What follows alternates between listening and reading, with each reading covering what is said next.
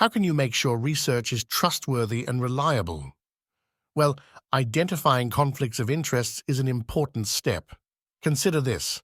On occasion, personal motives and competitive factors, such as the desire for funding and quick results, give rise to conflicts of interest in research.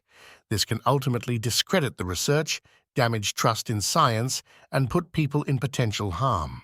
So how can we identify conflicts of interest in research and possibly prevent them from happening?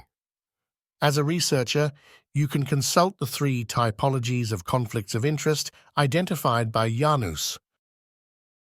To begin with, identifying violations in research integrity is essential for ensuring trust in the scientific process.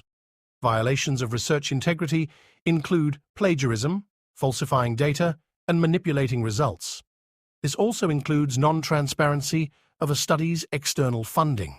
To give an example, in 1998, discredited researcher Andrew Wakefield published a now-debunked study in The Lancet suggesting a link between the MMR vaccine and autism. It was found this study had a small sample size, flawed design, and was funded by lawyers suing vaccine manufacturers. How do we address these issues? It is important to have impartial regulation and transparency about biases. Additionally, there may be shortcomings in the peer review process. The peer review process is essential in validating research and ensuring that findings are credible. However, bias, environmental factors, and even fraudulent reviews can compromise the process. For example, in 2020, a preprint study by Stanford researchers led by Dr. John Ioannidis on COVID-19 infection rates in Santa Clara County was released without peer review, leading to significant media coverage and public debate. This case highlighted issues in the peer review process, suggesting that urgency and the desire for positive results during the pandemic may have compromised rigorous scrutiny. To address these conflicts, many journals are adopting open peer review to increase transparency and accountability. Finally, researchers may face the dual-use dilemma, where researchers may collect data that could be harmful to the public. This dilemma makes it challenging to distinguish between beneficial and harmful research, especially in fields where outcomes are unpredictable.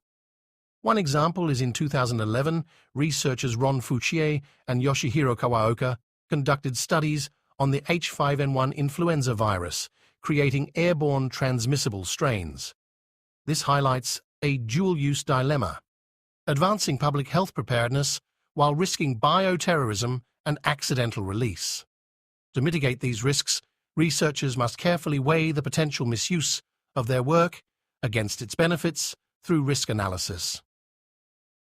By promoting ethical standards and integrity through these typologies, we can build a research community that is trusted for producing reliable and transparent scientific research. Ultimately, this will promote warranted trust in scientific outcomes and trustworthy research results. This is especially important with ever-evolving AI technology, which will present new challenges for scientific research integrity.